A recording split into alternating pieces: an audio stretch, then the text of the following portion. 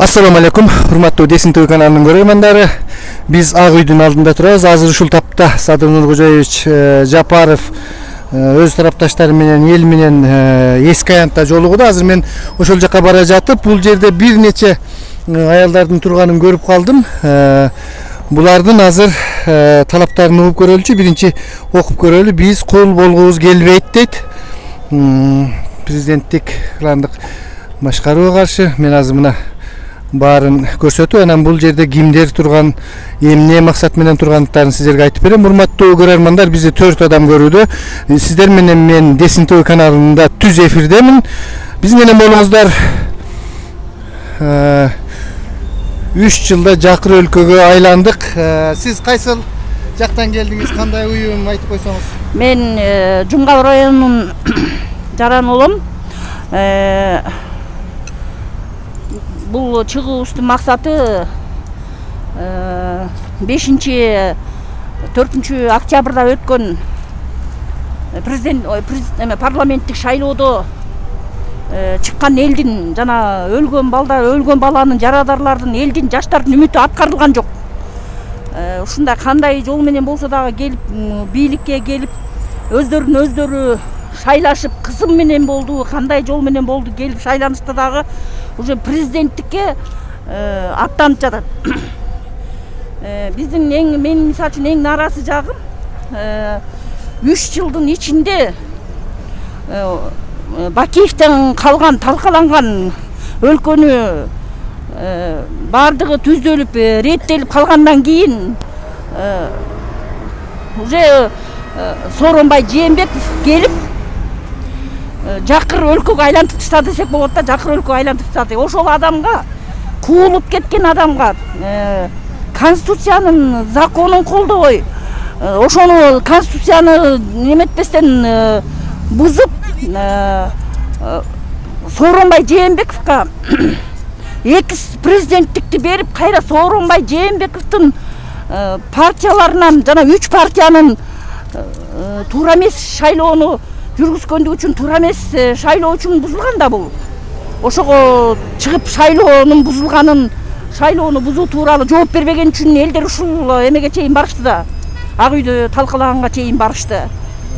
Ошол шайлоодогу бузулган партиянын жетекчилери кайра келип бийликке жетекчи болуп отурганы, Сооронбайдын экс президент алышы, жетекчилердин, ошол мурдакы жетекчилердин кайра келиши бизди, элди дагы мындан ары жакшы нерсеге алып барат деп ойлобойбуз. Жакшы, мен эми башка пикирлерди да көрөлү. Бул жактан дагы адамдар келе жатышат.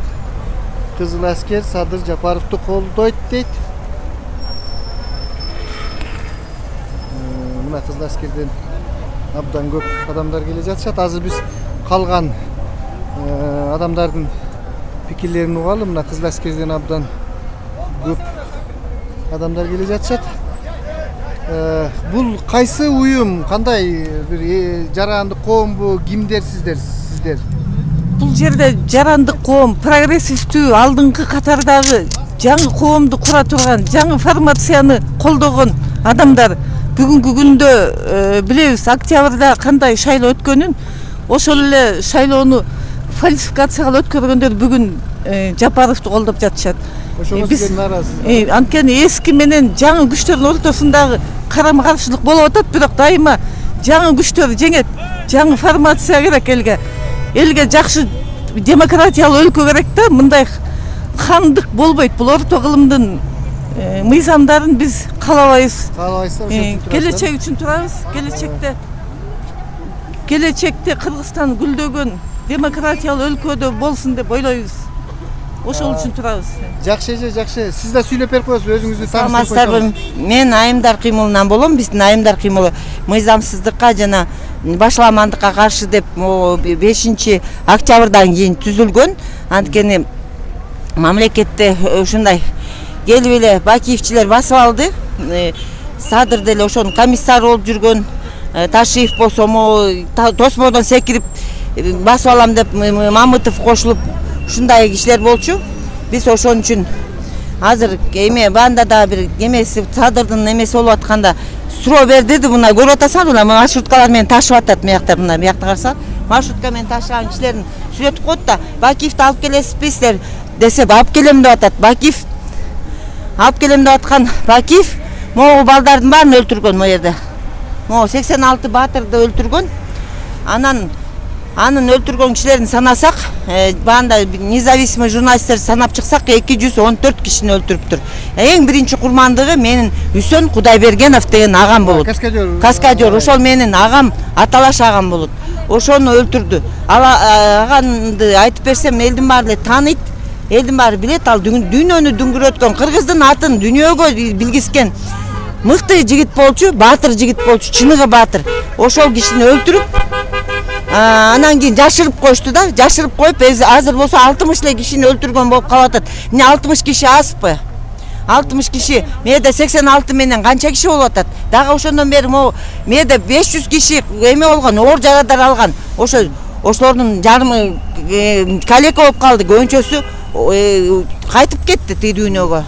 Анын баарын айта берсе, Бакиевдин эмеси кылмышын санай берсек өтө көп Кыргызстанга жасаган. Мындай сиздерди расмий бийликтин өкүлдөрү келип угуп, мындай же тияка жылгыла, бияка жылгыла деп бир көңүл буруу болуп жатабы же жөн эле өзүңөрчө турасыңарбы? Жок, биз эмеде турдук, ноябрдан 16 ноябрга чейин 16 күн турдук. Бизди бир күн дагы угуп карап койгон жок. Калп эле алдап коюшту. Садыр келип угат деп койду. Садыр ошол күнү угаар күнү өзү отставкага кетти. А бирок өзү айткан, мирный митингге чыкса, эч кандай разрешение албай эле чыга берсе болот деген. Биз ошон үчүн чыгып атабыз. Жок, ал бала биз менен эмес. Бул айымдар кыймылы, эркектерди кошпойло, булар провокаторлор. Булар келип алып жамандайт бизди. Мына вас болуп алып, келип алып бизге мешать этет. Ушунда атайлар. Макулбек, кийин сүйлөшөбүз. Рахмат. Бир мас киши келип кичине провокация кылам деди окшойт. Биз ага уккан жокпуз. Мына ички иштер кызматкерлери коомдук коопсуздукту камсыз кылып турушат. Мына достор көрүп жатасыздар, канчалаган автобустар элдерди ташып. Мен эми аянт жака өтпөй эле коеюн, ал жак түшүнүктүү. Аянтка чейинки эле жерлерде ушундай автобустардын баары турушат.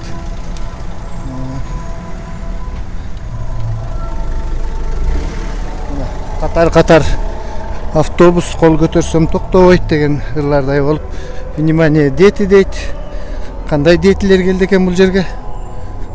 Биз менен болуңуздар, урматтуу көрөрмандар. Биз түз эфирдебиз. Азыр мына элдин баары аянтка чогулууда. Ар кандай провокациялар болуп кетиши мүмкүн, ошондон Кудай сактасын. Айтор ушунчалык көп машиналар менен адамдарды ташып жөө келгендер да көп.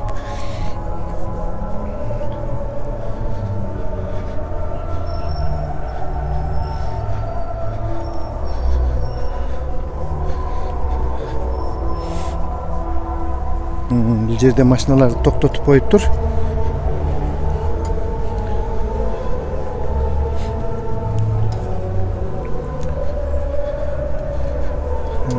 Ички иштер органдарынын кызматкерлери турушат бул жакта.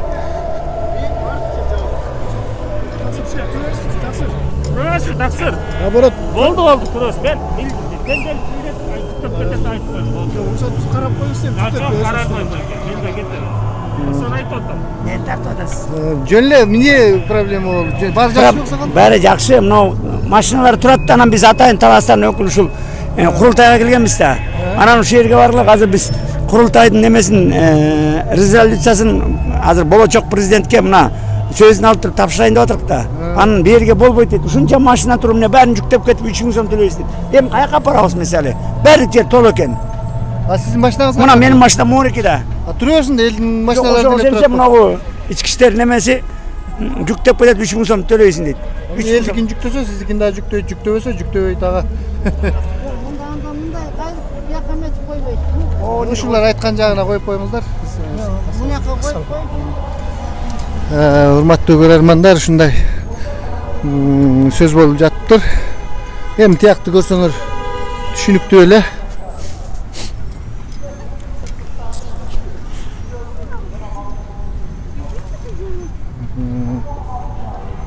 Biz ayantka ötpöйбүз.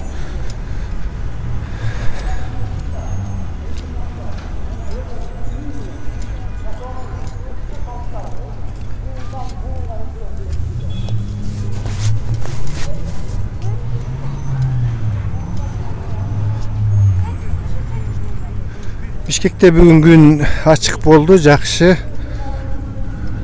Men azыр эле Бишкек мэриясында кеңешчи кызматында турган жигит менен сүйлөшүп, Асхат Осмоновдон интервью алып келе жатам. Келе жатып ушул көрүнүшкө туш болдук.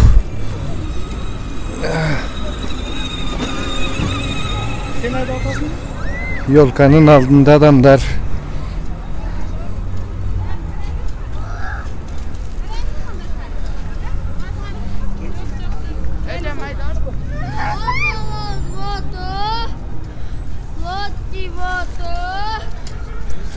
Урматтуу көрөрмандар, шуну менен биз бүгүнкү кичинекей түз эфирибизди аяктасакпы деп жатабыз.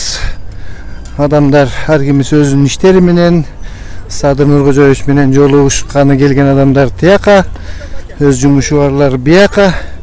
Ушинтип жашоо өз ыргагында өтүүдө, аман эсен шайлоо күндөрүнө жетип, өзүбүздүн жүрөгүбүзгө жаккан адамды шайлап алалы. Сиздер менен мен Бакыт Сулайман болдум.